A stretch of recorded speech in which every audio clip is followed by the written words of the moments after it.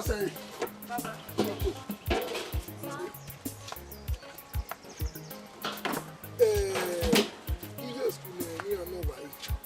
Omaila. Omaila.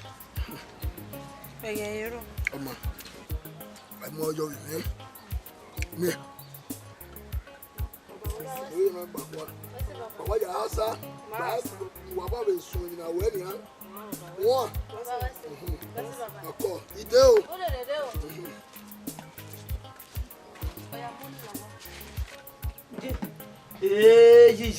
Ah.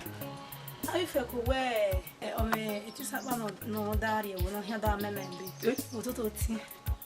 Yeah, Ototiana, I Mamma Bear. Dear Mokbania, and my boom here do. You only did a no more out why just Yeah, we are Mamma Liver here. You know, cookie, yes. You're going to hear a cocoyana, Mioji. Ah, Salin, it is a ego, a polo. Inigo no. Who know any? Yes, we can you what Madarawa was on no. Who know him, Mamma? We know what time have you? Any here, no law, really, Gualigori, any man, my husband in lecture. Eh? Niani Kevedo, festival register. They don't could test money and worry now. Why does you go near with one memory? Ye, me. You love what it is. Gualigo, could they gualo? No, I remind you, Lange. Uma me go have my ayo, and a bomba. Is there more catota one? Never casu, yappy you are. It's a for my value. Well, madam. Oh, quick, where there, Mona. Ain't the owner of what you did. We're winning a scarcity. I'm on we're not to Taiwan. I'm making already more. No Jenny lecture. Oh, devil. Hell, devil. Oh, devil. A root down your tea, me. Yeah, I'm a baker during your tea. You guys said, and I pretend no, not pretend. And I pretend we marry Banoa. Ye, money at Sinzabo, Memu. You guys said, you have one. I don't know when I almost say, never. Almost say, okay. Oh, you only had time, Munia, to a best. You women here. EJ, don't know. See, I vocabulary megbele lagbele uno egbe ni oni unuwa igahia kode ne omoru wa hia imawe mo paso pa ai to pon ni o ti ebe me o beja me gun awere wa egudi gun awere yege itoni mi awa ye ma mi oni ne no ke se lo fi we kata ni oje me bo gbudu mi ha meti me bi yen mi ne lecture ama wi me na lasi no je gwa pegede yagira gbonu wa ba ya wa ma wa ai ya wa gwale kode ne ya gwale go ami wa je wa ti e ba lecture utame mu ya tele that's my mommy yellow gift lecture ba e mi le teacher na wo le do mo we ni lere me no te wa koyo good morning sir. Alright, but why here? Whatever here, one more go, but we make baffle. So where you are blessed, so thank you. Very alright, no problem. Ask me, I teach you what anyhow. I know you guys will catch up. Why am I must say? Let's say that's good. You go there, why? That's good. Ah, you are all villagers. The young village, we got a mean. It's a day of introduction. First and foremost, when we are you back giving a village now. Need to have my wife. I'm moving you because benevolent service and no village now. Okay, that's good.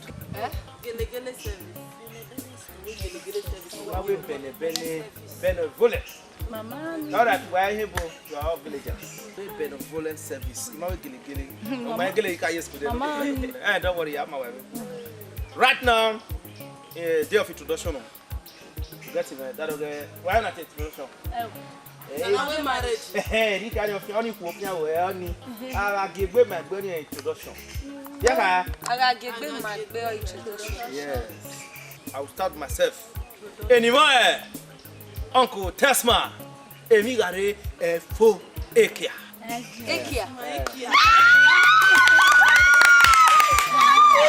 That's right. No noise. Meteni mene banya. All right, I start with you. What's it? Oh, dog, master, no one. What a little family as and I'm here. Yes, sir. That's right. Take you away if you hear why you all right, have your seat. Sit down there. Bonsoir. Well, If we're cool at Dosegi. anyway, at town. You get to work for it. We are town. That's right. Sit down. You're almost you're good. Yellow. Well, Matthew. Anymore, I said no. I said, no, we're winning. I tell nothing. What I must say. All right, sit down. You bomb, I said no. I said, go with me. That's right. The work, final Ramufi, no. Say, I go. Wait, Taro. Anyway, Nepana. That's right. What of you? Nive Stella Make. People with here. May why you mean I get Tina Hickin at your near copy? Blackie, what your way? More sassy, a Dosegi.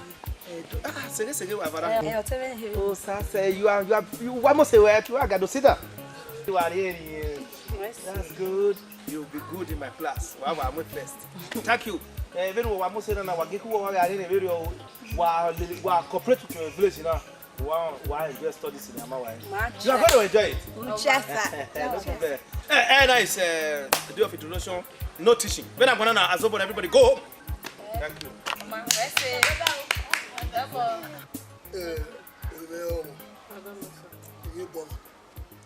What you want? Baby. Oh, it's also where we're not as a look where when we were there, we were in India. You may be river. You know when it's you one in Nova. Yakuemo, ye beaver. That's it. I want to know why. Epa, dog been a row with her. Oh, and it's a big bay. A big bay. Epa, I am a bear going a cool. Ah, only a young bear going a cool ye. In a big bay. Papa, Bibio say no ro. What you say? Microscope. Oh, vale baby. Oh, what's your baby class even? Oh, you be so kun tomato pa. Any e baby ni, any e be ku e kola dia. E ti take wa ne ta here class. On your bogo do ne. What you say? Microscope. Epa. Oh, rivale be. What's that say? Ye. You always say no ro. Make a one only way. Obi me, the only can hear Benati. Be major school. All over. I can't walk more to. I want the away down. Away. When Little Tana. It's like Babon. what? Ik Babon, Be a him. Ye. I wouldn't know why. Damosa. Damo. Mamma is a dog. Damosa. Wait. Oh, listen there.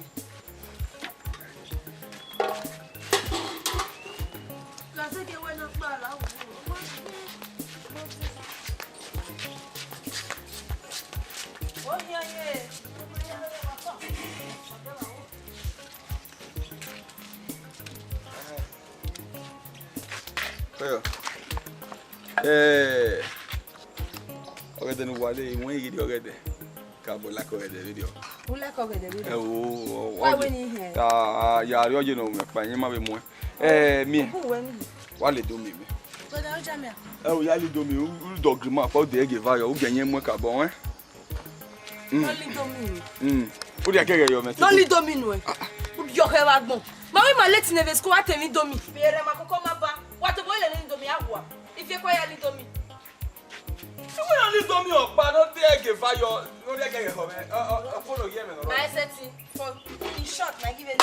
Ya fie be la January school. The one live by Uwadiae school.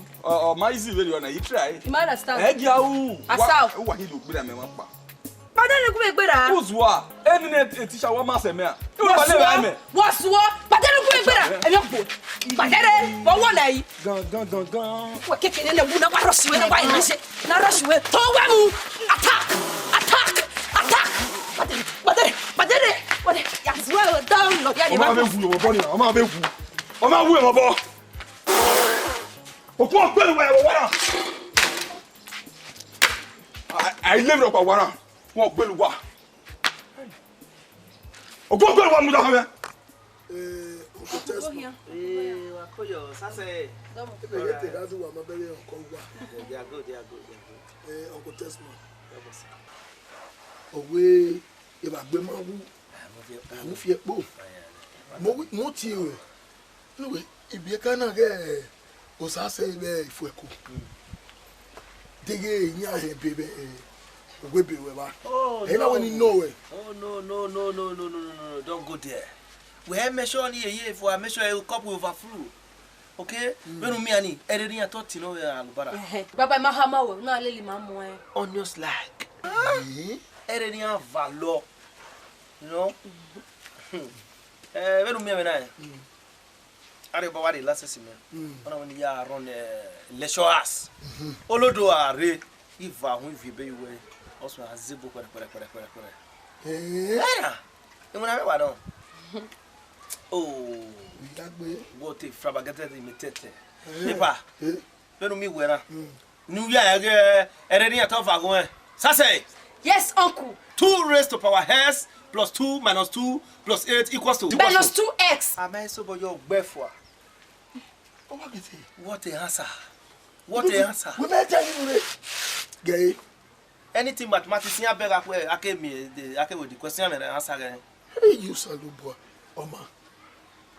Yeah, you will not be a world or in a world. Then we want to be that women and not. Oh, you got the car. But no way, baby, die. No. Eh, Papa, don't mention. No. You go now, your body makes enough. Oh, uncle, collect na a tipsy ni. Oh, Motona. Mohariona Paway. It's okay. Now, Bogbana, or me and Ania, the Mega not a fool, or 1 way. Oh, Yari by. Pa, we know where as a weather boy. We make any collector. Collect. That's right. No, what you go. Kindly, you have accepted. So, for that policy, you have a man with be your. Beniamaya, any collection bar. No need of work, you work. You will pursue me. No other is not director university. Eh? Only at a direct entry. Have you? Hey, I will work. I will do that at your party. Yes. Direct entry to university. You have a saver. If you may, oh wow, where Uncle Tesman. Uncle, when we're telling you, in that 1 hour, we say, Baba, where's some? Yes. Where's somebody fear boys? Where's he? Maybe we'll bring a as you. Don't mention. Where's he? Don't mention.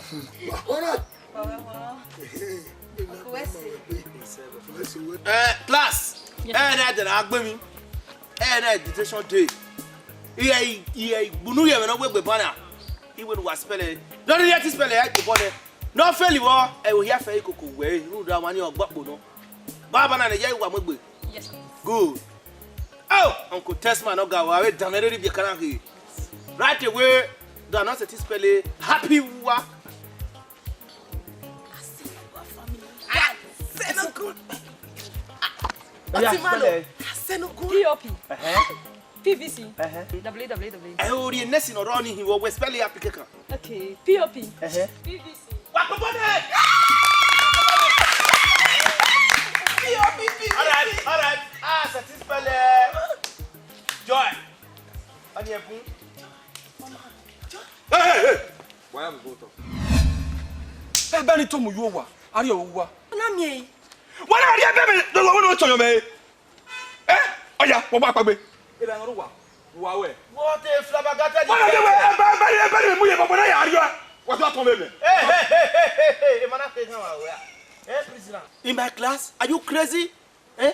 What a flabbergasted detective. Eh? You are here. Who are Bashito government school? Who do I have student in already start with government? You are a dead human being. Epanami. When we into that, so I down with do. Epa, what you here for? Epa, do I talk to you? Are you crazy? Eti me good one. I twin. Epa, what boy? Never go boy. You saw my parents. Epa, what boy? Abi the man take when we go now. Epa, it's me good one. It's me good one. Oh, what baby? So, when the party for say you have to what? Why the bucket to me? What baby? Oh, well,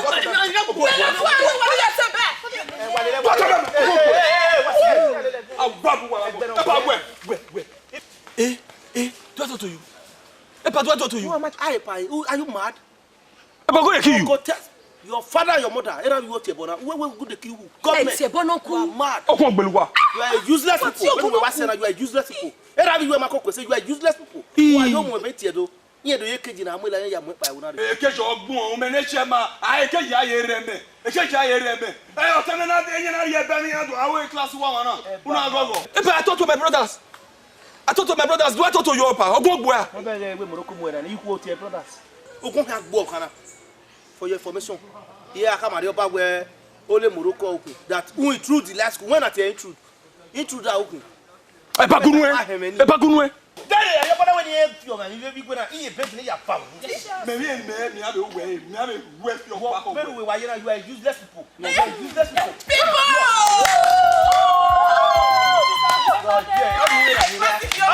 No problem. I believe here school here you o sa boy you just dog family.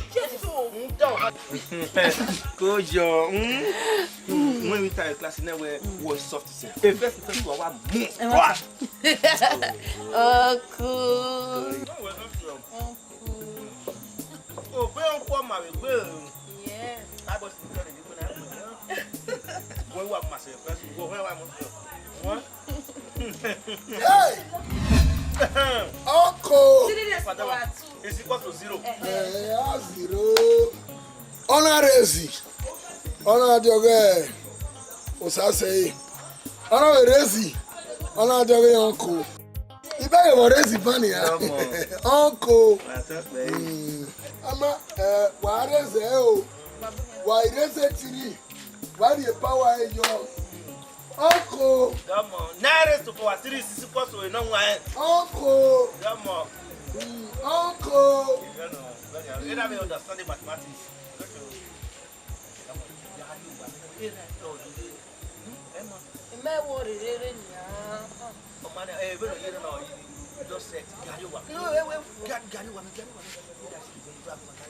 Baba Ideo, I take extra moral class.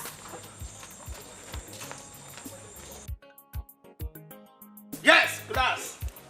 You better wear whatever room you wear. I Benia. I mean, I'm book and a white word. Sir, you are blessed. Thank you. Sit down.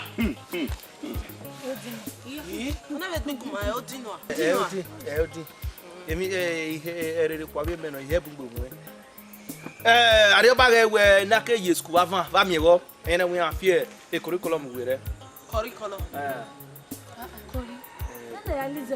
no ifo o tie curriculum you was one na you ena we afie we re no do na ena egie o se me na kedo ade ena we install your na we computer wu hu oji o se na do anyi no nyina me wa before that your kekeni come when at any at your sevena oi uncle osapama Zachariah Hey, yo salo go mo agele ahoro mo Benin. ege mo ari ofa to bo to tara Kletomania. Eh, ogwani ya wagu wodi no yi. meni no taba ara nu gwa be na beg na afere so afun wa hia o se na ari bara na afie de we na han ya tie be we kepa Egason ahe ya amen class. Ason.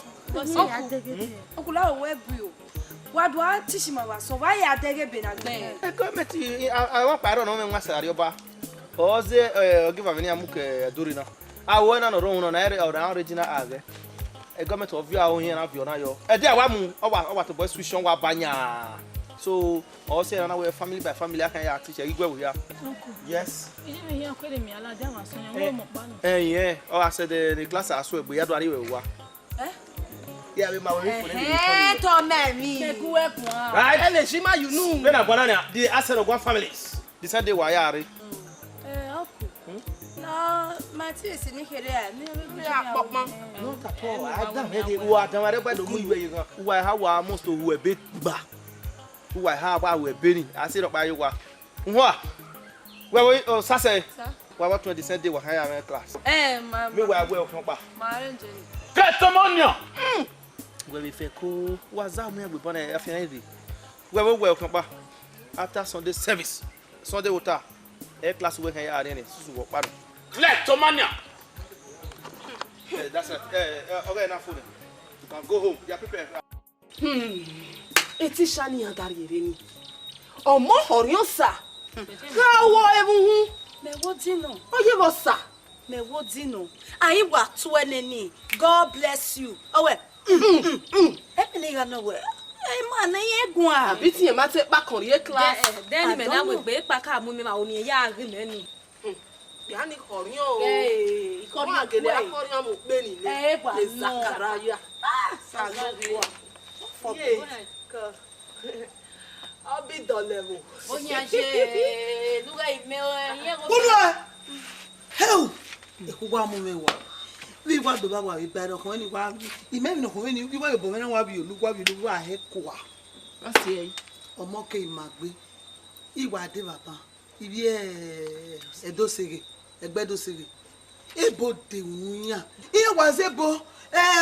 Ejabajastiki kelemes, iperipetes, iprejinable the record brother. Ye we fe ko aseve gbemene. Ije boni. Ri ya ta. Ori tu unya. E pe gbe ka mu mi. Many years ebori ati microscope versus fuel kerosene equals to diesel. Oh. Ime ho nu wa de. Iye me na do gbe. Wezi gbe. Ani ati microscope. Ije. Ma yawo. Yes sir. Ma kalo e. Ima wo lo ebe. Yes sir. Wazi gbe enu wetana ze. E wo gbe me do wa. Wazi gbe mi an me bo atana. Okay. Me bo. Yes. 3 raised to power 2. A plus kerosene. Give me the answer. Oni ati fuel. Yes. Waya fuel. Utene. Omo na ye fuel. Oye. Microscope. Unyo ejo ne. Sawe ne. Before. 2 plus 2a minus SAA square. Oni se fu we ni ha. Okay. Amo efo. Yes. Magbere. Okay. One more is kwa ebola.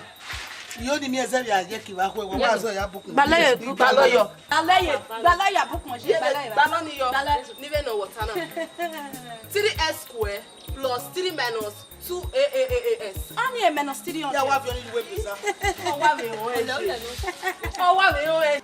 Foko. Sase. Owe di fe me madu bo onde. Iba kwa yi mai. Okay, I be we mi ne ba fana. Abi hian wa so, abi ya we mi. Me oni ma odo oni ma veni me. O iba so na be ya tie bo, ba be tie ne ba fan. E na we ni no wa, e no ni be hin wo. E ti wa ba. Baba. Oni ati extramural classes. Onku ma o ta me ma sere we. Veni e tishimani, ko se mo bo mi ege no ya tishima. 2 to 3 hours ya tishima we ya re class ore. Ra me make na benefit we ma ya tishima for avant ma den we do tishima so that me make na benefit the time. So only at extra moral classes so we ma ya o ya tishima. Baba, we go we tare de oge me agbe wa ki Makela University. Oni no. Yes. Extra moral no ro, o wa jo wa son. Extra moral classes ri ati erebo. Mama, tell me to pan wa ma ojo. Mama oyo baba. We see. Oku Tesman. Wa talk better. Okay na ti we. Me na we arrive. Ilo mama e. O ma Yeah, that's right. You know where oku baso ni do ari we bo ikinu je na. O we lecture so no. You know we ma odo o ma fe me yin lati we ni no we. E no ni give him wo. Oga go ni no do measure. Oh, what a flabbergasted detective. No one my egbo. That is disease. No one. If no say na me where my period there am na. Point of correction is village classroom in Miami. New curriculum na Uwadiae mulatiana. Village ni na test ba ke ko han lado. Be ka ya ni we na hear wa no se lo hear wa me. Hari Uwadiae do we na te research ai ge na we aga ma be ka e curriculum na we there amune e be la ya RDC. O se ne yene we ni mi ama ya we gaso. Ebe na we wa son o ri la ma rere. Sukwa mo na ama yen ga moku. e aga den ku e ye draw so gogbon e ye brazil de class e be me kina la ya hu se ye ge ne curriculum wa se ba mo kedo de e na we no ku sa ba mo dade mu da wo on metino e be odo ya anyi na go zuo wu na go din e gun ase e no oge bi e je me sa ba mo aboga na me eri ono wo keke nu ya go be be no tie mpan e na ge baseline we musician bi ku o to ma be do agogo nu da agun ayeye wa ya to ma o ka kini e no wa ya ki be ni to no to me say pedo si afira no Kleptomania. o be so bo e pa be no zebo na ania ke won ya afia go papa ne afira on log ma wewe ndo ogun ayeye afira si la o ka me woni say from me woni say when e so we e on ko sa ba woni say iwe yo se pardon mission we are class Mama, what so you? Oh, even in Norway, but we're not to any talemero. E bina mama wa soni ori ere se. We see. Yin ku e ke adun yi part of bon. We see. Oba la ya gbese.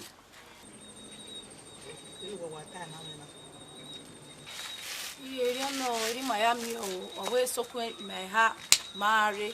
Iti ha me na lagbode to tayo wa. Ima we mi oba ma ni ma jo no we me ke na bu we ya we mi. Ona hota enu wa we me awe nu wa ya mo mo wa wa bi o han. La ro do agbo a. O gweda mi a. Ah? Ege ye ni we agun wa gbodo yo me. O wezu a. Obi o han na ya agbu bi yo yo ba ika ta ba wo gba kan yo me ho. Wa gba kan yo me ho. Wa gba kan yo me ho de gbegun ama di ma you bi ya nonu ameko a. Microscope tegen na ho no yi. We no say ni kana gugwagu. Imase de gugwagu. Uso mo gbe aso me. Also me ni wa belu wa how to nania. Ikwiku. Yeti me bi o mo gbe. O ha gbe wa talo nya mo hu ege ya. Wa ga do ya gbe go. Wa ka wa jo sha me ni. Oni se. Okeke nu we bi agwala gbude gun. O ge tu agbe. Omo no you wa eru gbe ma we mo bana. E bo mana. May way. Ni me wa Microscope. Microscope ni wa ri ni. Microscope. Wa ka me ya do na wodo. No wa. Ngo yana wa ri ni night study. No wa ni ma gba bi wa. Ye. Be na gwanania. Egbo do sege. Iya sun the next lecture ne. Iya sun eneye. O se no gi ma hia na ilu he. E ge lu he ye nu la wo wonu gi ma sun. Egbo do sege na sun ni night lecture.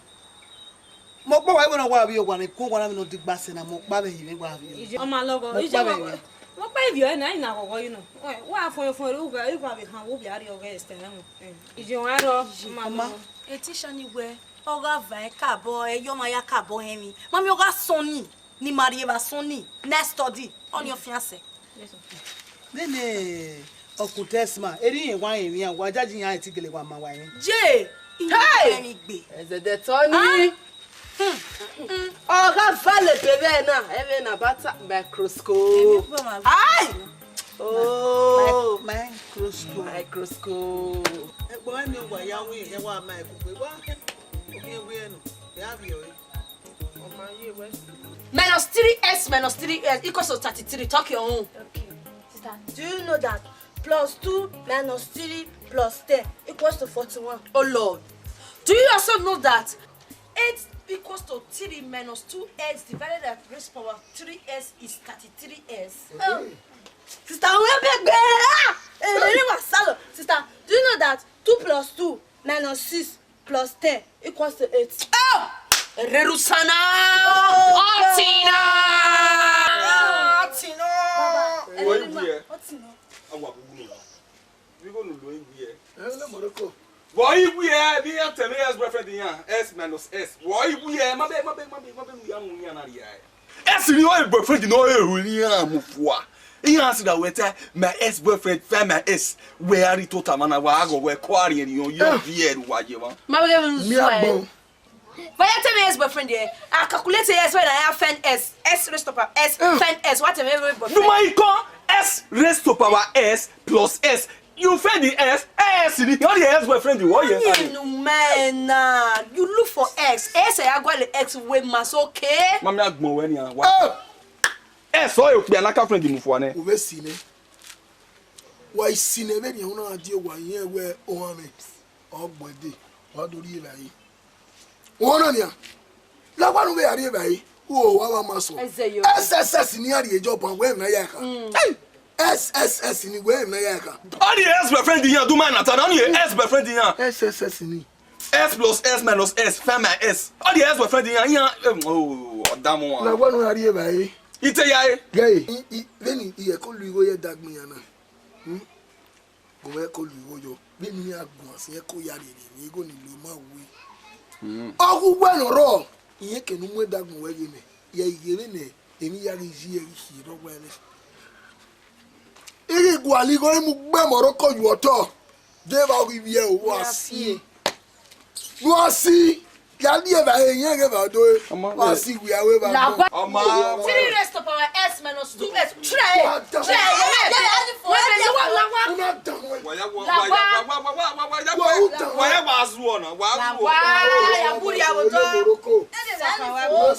Dollars don't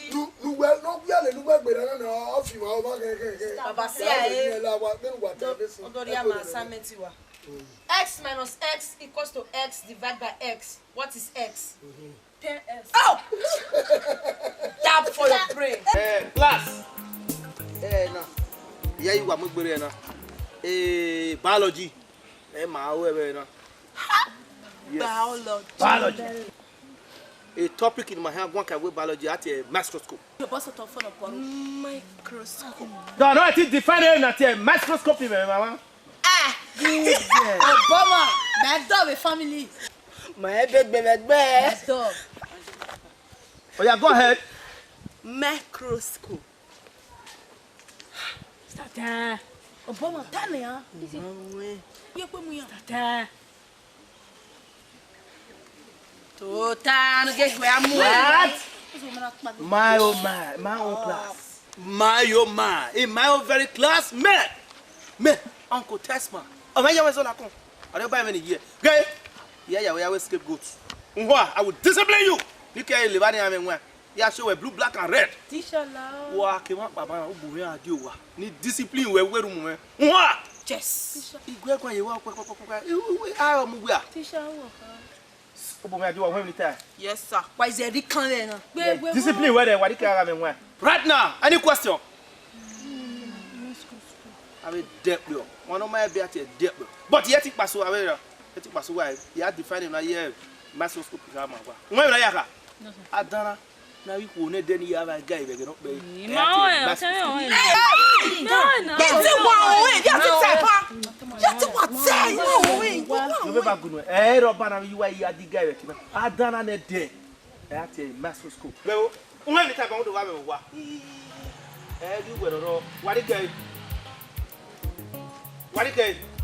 Any question?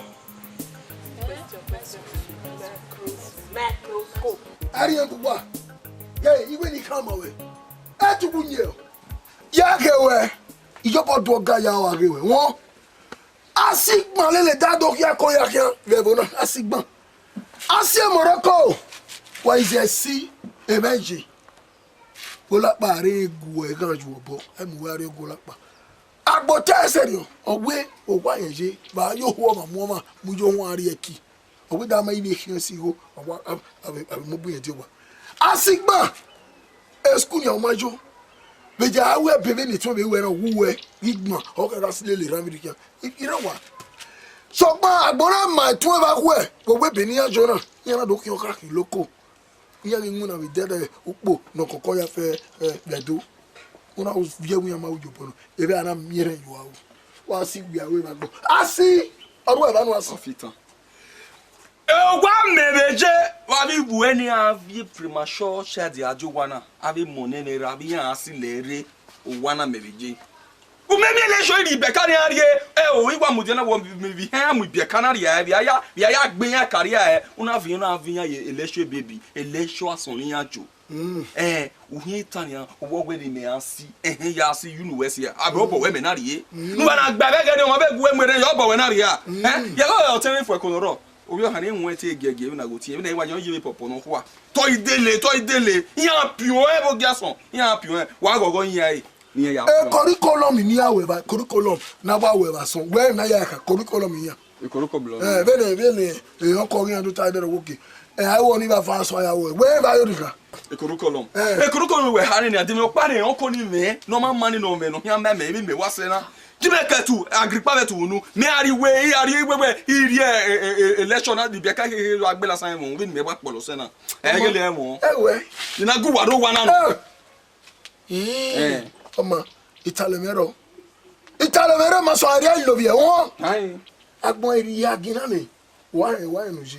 Umati iwame ya we doctor ma we ya we doctor ni ya we lawyer or ni ya we engineer we ni ya jele sho wa safio osije na obia ko o sebo ha wo wa safio ni lawyer we na gele ha ma no ne o ma u set bi me la o eri ya ni me o ma ya we be do ige we alawa asi gay alawa mo no ja oji ye ige be ne egbesi ogiobo ni ike pare wa iguale yan ki o wa we ni agbe yo me boy iwo give me ni ko ni no gba gbo wa me ti di agina ve di anana iwo give me ni ko ni o sa se be but wo bi je gbe omi o gba na ewu gbe okutesma don't mess with me we se gbi me e se pomo we uwa give me ebo dele ewunu ya o give me ebo give tape e television hey sabo we say abon sabo na ni we ya sharp that's all Bena gwana na ni gwe yan ruwa. My give me rock pa we ni are mi okokere kugbore. That's good. I was saved for the rainy days. Even no river yan kugbore. Wo ka me yan we near fele net class ogena. No da etoni ano. Aga back wo ilo wo kuson agbe. E mata. Yare iwo pa wo ibo microwave owe won oro we owije no we. Owo abi ne basi agbe Barcelona. Jesus. Ina wi je wi ma se bola. Eri ono. Yare o. Ka be ni happy classic. Don't give me ni ji na le ni yare. Me be yare do awe. Be ni ayu gbona na yan rogun ya ku e ni ya ke ade. Wa ku. Yes.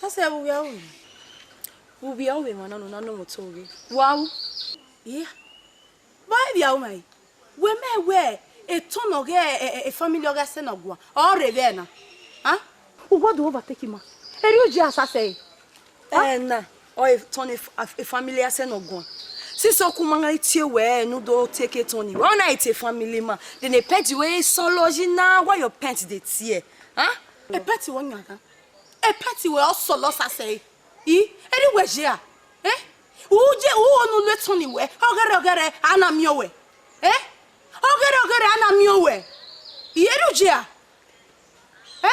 you were not overtaking we may overtaking is allowed is not allowed o my position we say one way go well egbonona ugina gwa mi me dan we wanyi nai wana mi me dana no overtake oma Uwadiae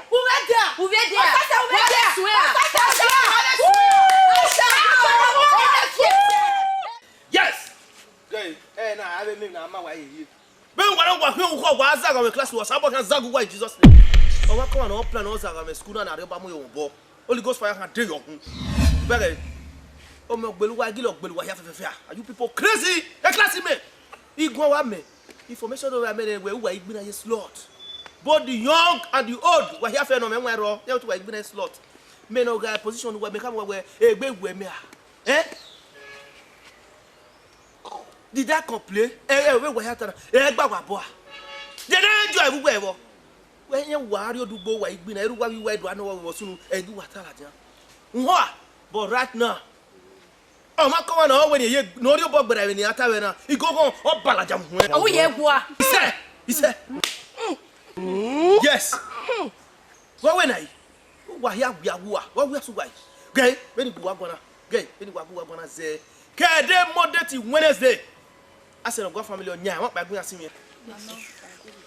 Oh, my come on, you do it. Teacher, they don't want you. Oh, to America. Yes, so. Why? Thursday to Saturday. I just say the family on ya. Weekend vibe. Yes, when you got that, I quite corner. 3 days. When oro. Okun pakun. E dey Sunday also hello. Ah, eso hello. E dey Sunday wo nya. Wo do we service wo wa be dey dey amu ari wa. Wa ho. Wa ho ko na ogbe na eri obo gbere ai. Igongo ohun abala de ohun. Igongo ohun ma na tin gbe. E bono re wo na no. Go away now. Class close. Everybody vanish.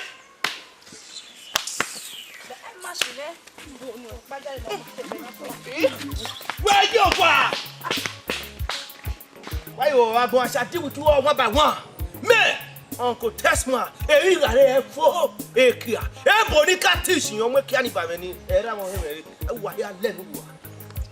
Tesma. Oh yes. Me ma understand the way. On a kin we do you me ya do we now. Sapama egbe we nyogbe. A business in me could you way away village na. Oh, I'm a patient, you am a business gbe. Ah, you go get na. A business in the way you go na. You go raw, o ameze gbe go raw. You go no roy. Etu we wa semi ayedo do. We need tell on you wa ko ya ari ra. Ta, de tell on you. Aduru wan. De tell o no na soup money very tebe. Transfer wa sene na e market jansi na de. Yes wa gino na. Come on there. You go a business na. We am a business gbe. We una ke fion wa collect go na bo wa we do.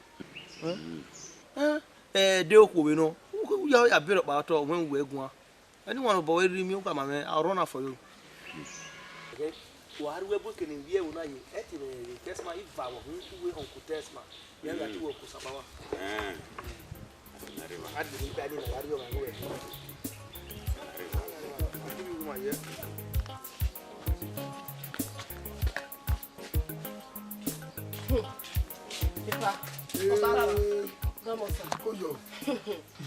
Ese de ma ye. O vuego sase no ma ne be. Epa. En ni hiata ma wena microscope. E mo hia vete microscope. E mo hia ta lare bota yo ho. Pardon Musa. Mami honnête les choses imagina. Ni majo ke vedero. O vuego. What say? O sase ke vont kuima. Iya na la ogwa. Ana he de na do gbenye kedo, iya kedo ladia. Me ni ga. O wa we ginuga. O wa agu oho. E afie here. Only Tesma. Okay, man, only vapi we ho. Musa say, oye, Oma. Itale vero. Wari owa. Owa e abuje gbejo. Iya abe do ba mi. Ile jo alere. Wona. Anyway, Tana, o kaware, o kawa vapi tan yo ho. O gbe edine, o gbe me neve yeke. Nu da o ni ori agbe o sakun agbe. Ahun se me. Oma. No vi me o sa say na kali base be kana e be kana jina. Itesma. Emeti we gbe mi video. Emeti. How tell me? Kleptomania. Kleptomania. What is kleptomania? Kleptomania. Ana hasie. Me no ye ha. Kleptomania.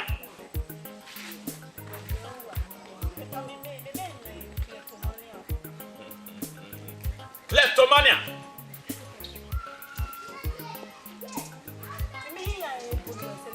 Kleptomania. Hey, Uncle Tesma, what's wrong? Hey, come. Oh yeah. What's wrong? Basta mo ati meri. Même no hiata ma we ko kleptomania me no ye ha. Yi onu do ama we. It's all right. Problem ere wa we are wa. Go home. Kleptomania. You not go home. Where worry? Tell me where. You go home. Go home to your parents. Go home. Where are you? What? What way? Where Kleptomania? Eh? Uwe mo imoko no mami no agwa. Iya, e wo we ni egon we bo a. We na egon na, we no ta ma ya gata. E no ta ma meta mi na. Iwe no egon we bo ni iwe no egon we kinoko. Yo di we hia. Uzu ogbe. Abia mi no ta ma, instruction no ta ma melele hia na. Saba ma uzu ogbe. Mete we no we nwa na ga nwa be gu we. We are bon fool. Dey iwe no egon we bu. We no ke we kan wan si go face girl na. Ugu egon. Oh, the boy ati we so we ko we uga we me so da here. We mo nu ata we ati ham no nu ka ti ele lo ni we ugun re omo ge ba. Ye ham we so no. Wa ham we Kleptomania. Wa ri ni we la jan wutala we. Nu ri e nu ba you have nu da so no. Ka bo fie kun le lu e. Imagine now, that's in a yata man. You are a fool.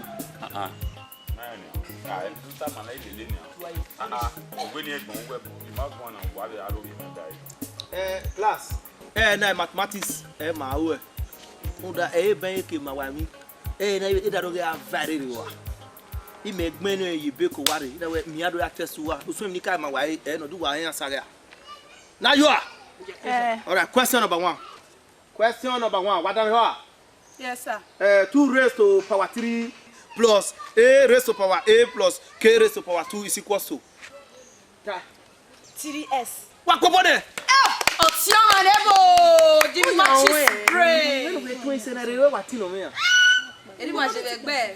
All right, second question. Question number 2. I go 3 raised to power 2 times 1 raised to power 2 plus 6 raised to power 4 is equal to Uncle. Plus 6 raised to power 4. Minus 2x raised to power 3x. What go on the blacky? Eh bien na gari tell the to no value bada. Eh the near to no value bada. But my father say eh what no value bada. What no if you say no go wa uyi. All right, my next question. No wetin answer no na. Yari go there water. Me no water. All right, let's go. 1 raised to power 5 times 4 raised to power 3 times kerosene raised to power 4 is equal to This raised to power 4. What? Oh, you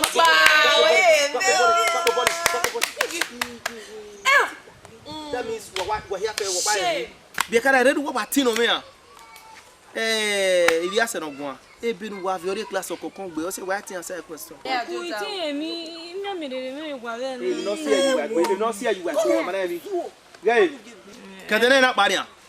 Agi lu egbe no ti no kokon na class me. Aya hemi. Egbe ma hinga lo. Ya ka mu wara. No ti ni ne heme na ti 2 exercise book. 2 exercise book. Aka ga lo class me. Wa ho a. De wa ma ho e be ka wa hi wa so wa ka me yu wa. 2 Wa ma 2 exercise book. Mama mi. Okay, wa so wa ka me yu wa ho. Okay, ije mo Wọ́n ije me bu no bu westo. Okay, igwe mo Then you okay no wan ya. That's good. Oh, igwe ya wa ma. No na kion mani we come we 2 exercise book aya gbe me class me. We dey vie no fa no run we vie dey class me. No bra no ro. Ne unye no we unye ni we dey vie ni re. We no vie no we gbe ni ro nu. Nwa. Uncle, my name is na wa here na me tu we there. Nobody we ma he wa me ni ha. Ngo lo wo we. We ni tadi no. Why you no fall ma? Why you no brown re? Ne unye no koto no road. Why you la ma? So this is our stand. La black one. Aya gbe ni class me. 2 exercise book. Wa no wa bi ore o. Je. Eti sa ma wa ko ma ga de school ma vie be na ti 2 exercise book. Yeah. We ma vie de school. There were 2 exercise book boy. Awe ma lo na yin ma like e. Awe ona gi ma gbe mi ji so me ma vie na ti 2 exercise book o wi ma hon. 2 exercise book. Ma no 2 no run ni mo ni o we ja we jo ni gbe bia. Don't tell na awe ma hon ji ma hon. O ga 2 no run ni ga ko lo ni fi onu iwe. Yo ni wa fun iwa won. Be ja exercise book no run ni ma hon ni. Be ga so iga ibo lo ni fi oje mi. Iga igbalo e ko ri ya book imuge ino e. Wọ́n ló sún ẹbẹ̀ ló hin owó ẹ̀stọ́ náà. Ọ̀gá kí taba mẹ́ ìdòfin ọ̀nì rẹ̀ ló fi ọba ẹ̀ máa mi mẹ́. Class dédé kápọ̀ wọn náà fi ìwà ẹ̀kùnrin náà sọ àbọ̀ ọ̀kan rẹ̀ ìwà ẹ̀ náà wà ní. Meanwhile wọ́n hẹ́ wà dé school wọ́n máa fi ẹ̀bẹ̀ for what? Kò bẹ́ẹ̀ ni yá kà mú wa wẹ̀ nóòtì náà kọ̀ọ̀kan náà àyè lú ẹ̀wẹ̀ class mi náà wẹ̀ ẹ̀yọ́ máa hẹ́ mi bí àpọ̀lọgbé ọ̀nà ẹ̀rẹ̀ náà mú ni ọ̀yọ̀ wọn yá dọ̀. Nu wà ká mi yú wá ẹ̀rú wà náà dé 2 exercise book ni wọ́n wà ẹ̀rẹ́ yà gbọ́n mi náà lábàá.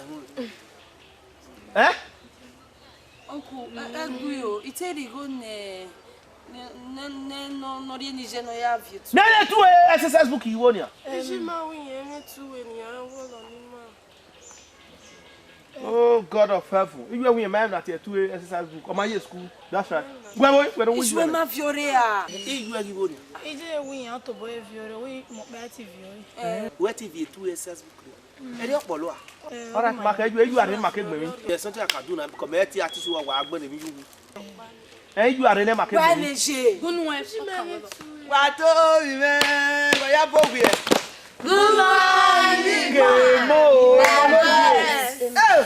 Mo gbele bo e. If nobody move the tisa. What are you? Book here. Let the 2 exercise book. He moved me. Oh, wabu me. Oh, wabu. Guy me. What? I know what we have here. Oh, what we have here to wear. No, the other cable. Bona. They don't hear me, man. Jesus! Abomination. What we man? Abomination. Then Jesus give you keyboard. Madam, what's your bonnet about? Oh, Who were insulted government? oh. So you when you did 2 exercise book, you might 2 exercise book. Then I exercise book. 2 exercise book, man. Oh, what is all 2? Teacher, what is all 2? Madam, will you listen? What do you want? What? 2 exercise book. Oh. Ah, ja. This abomination. Eh, una if your boy you go here gbewe. Una ya bo le. Ni me no me la wo la. Ni me. U ya be fi your boy o ma be gwa lo ga gbon.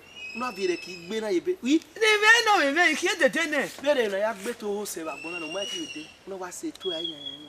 E ko we na bo lo na ma ki awe. Ya me de ya here no dey. Oh Lord. You are a very dull woman. There gbe we fi e be fi na no. Me e be kan ni awon le no fresh.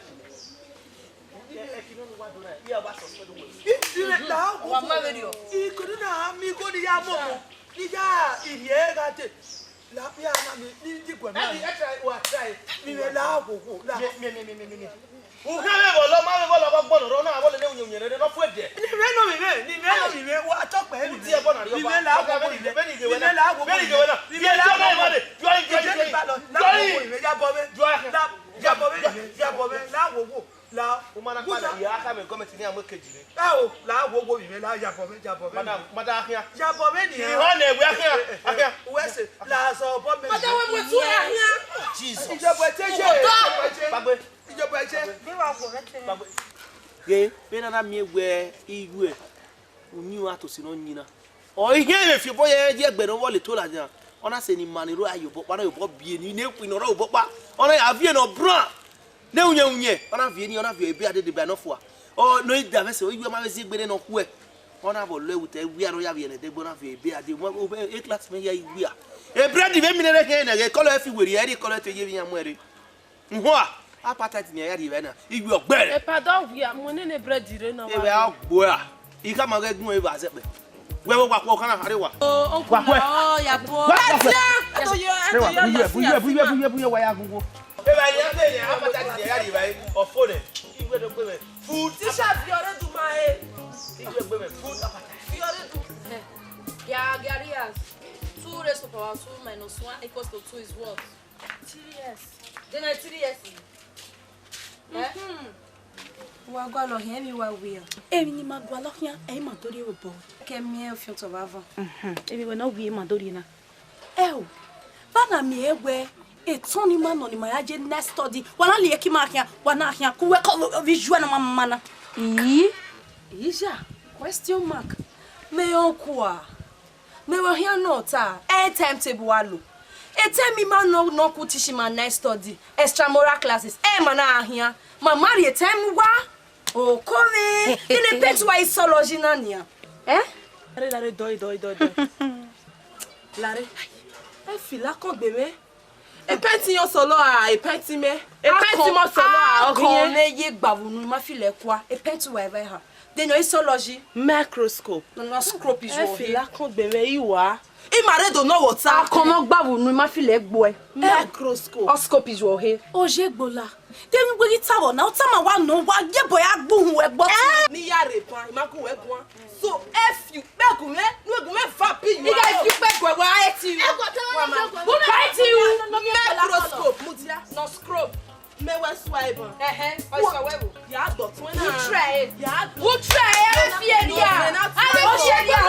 O se gba le fi e dia.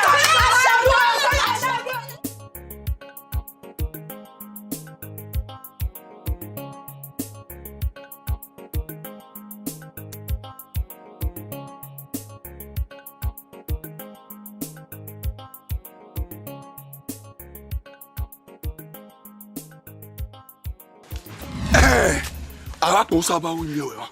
Apo o wa we te wa de na. O ko sa pa won. What do me tell me am bo? What do me tell me am bo? Iyan mo we adem no. Do me tell me am bo. Eh sa pa ma. Kleptomania. Ya ta ma we. Kleptomania gbo. Kleptomania Kleptomania boy. Kleptomania. Kleptomania boy. Yatama we me orange. Ida ikakaka. Ogbebo we joni. Me just aware. You are suffering from pressure coin paralysis. Intermetal and intermetoro. Wa zo abagbon. We Kleptomania. Ya we me wa o. Kleptomania woni we me wa. Woni we me wa. Ya we me wa. Kleptomania.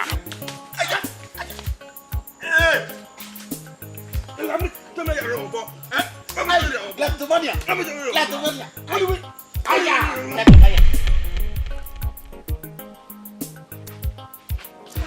This is abomination. Mr. Ma. Uncle. Abomination.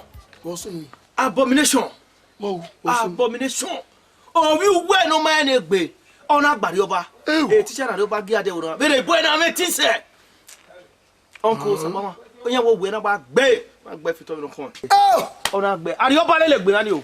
Ari bo wa fi boy we mi nyakan. I. Ari bo wa ma o. Obi me. La wo wo. Ọmọ ja no me ari bo wa. Ebe mi no. Eri jugbo. Ejogo. Morocco wa sile le da do kia ko kia igbon. Na si. Oga sine nínú mi hin ohun dia. La wo wo bi me la ho. O. La wo wo.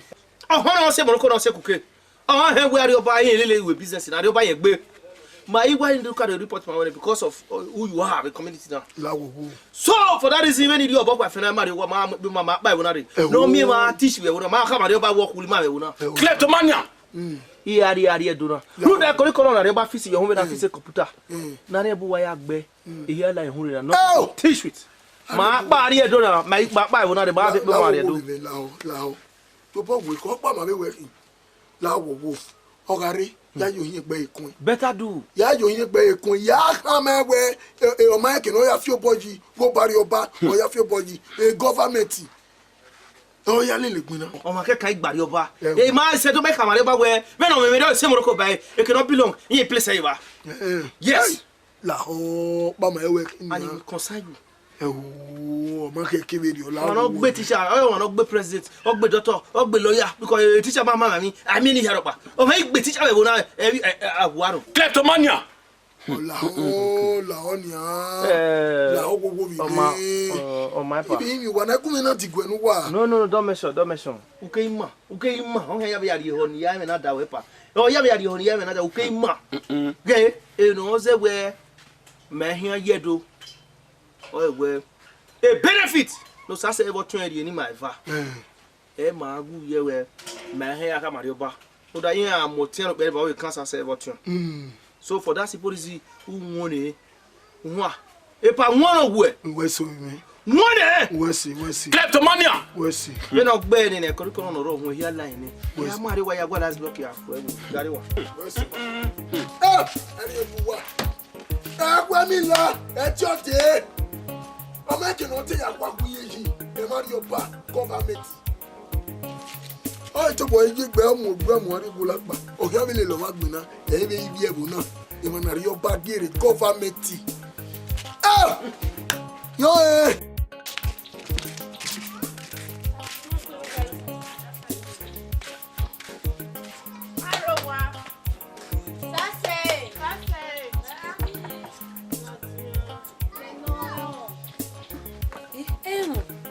Sasa afana. Ayo. Abodi. Wa gwalo yi. Mate do no we do wa mi okutesma. Okutesma. Mami okutesma. 4 days o iwaje na.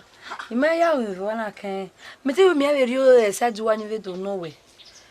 Mami tu wa me ya wa de kan wa me be okutesma. Mami okutesma. No panoro we wo. Sasa. Mete mi awesi aji wa later. Mi we do no wa. Do wa mi o. Da me o me wa mi o. Bi nji na gbe mara mi. Me de fever no, de malaria no. To me na we talo hu ma me we nya ya won e. Won e won e mi ya ma e no ma e. O be ji ma we o yo e mo bo ma ya de na. Ma bege. E bi ma wa bi no wa ji ma wa o ma do e do. Yi mo te ya de ma. Ma awe na later ya to ko kwa ni. Na mi aso do wa later. Ma wa e ko e ma na. E o baba do o.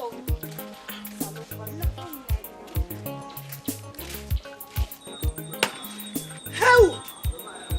Ijeme. Ibi wa. Ijele. We. Oye to se gbegbe. Egbe mi be. Ono me yari ya me. Iru ba igba o igba ye ki o mo ko wa agbe ni. Oku Tesma. Oku Tesma. Oh no. On the night division winning yari. Ogbe me. When you come we wese. After the devotion. You many me Sylvester. Is it me na when it's way yo. Ina when it's way yo ma. Ona you way. Then you take a man with here, John. What are you going my bucket? One will let back and here, John. Yeah, we go back there. We want no more time. One more time. No, when you show, when you do why you get there, you will get there. Hell! Ije, me go to Teriana. E quero te one, no one in your kere. Me go to Biabio Coviana. The Me go to Kimu. when we went, We want him. why I come up with Benin? You give you. Oh, wow, bio, Akmano. Yes, sir. Oh, my mother want me with Opa. Oh, Biana. Why I come up with Benin? Ekene ni ana relation ye we me ni metota yowa. Ni metota yowa ni yakpa ahia. Me ma tena we ona ahia keke. Kwa me mwa ko na na. Gunwe. Ugunwe wanyesu, ugunwe. Mama je. Me wa mi wa ni teacher. Muri ka me enwenwa. Mami owe. Oje, mama balo yo we. Amata. Zakaraya Igwu. Baba Laonia. Fakole, ai lawo emi. Ai lawo emi. Ame mi we iwe igmi. Iwe igmi. Igo ni wa se nu wa. Iga aso no pe ro ya mo ko nu wa nu amugun. Wewe. O tun wo ri fe kan. Baba ifo ko ro wa won mo la le wa ro. Wa agun pa. O hanu e kin agun pa. Wa ko ba. Hey, wa bi tele, ubi ni an waju o. Ni no motor boy. Oi to boy for the oro sun motor igu. Bala wo we de gbe sunu. Give me second chance la o. Second chance. Okay, Baba wa hen we na me. Be da we. Mo ko gbegbe ke ni no mo gun. Ilu orere. O ime no je no pe abu megun. Imao. Ame mi we iwe igbi. Uncle. Oko you wa ni. Iwe ni hama we. O wa na gwa. Me na ogwe ibi ase no gwa pa. O kulo ndi yin awe kulo. Me agbe no gwi me wo wa. O say. Ono mo konu. O boy. Oh, Baba Lao wo de kini he gari enia. E kanu ari e. Ire babu wo ejo ama wo wa no e bu mi nu awe. Ya rawa. Ina wo gbe mi mie. Ina ra ina be yo ba. Ige we ni no mo we. O la pa mu. Baba me kini enia Baba Lao go. Ye wi. Ege kiane. O ve ade oba.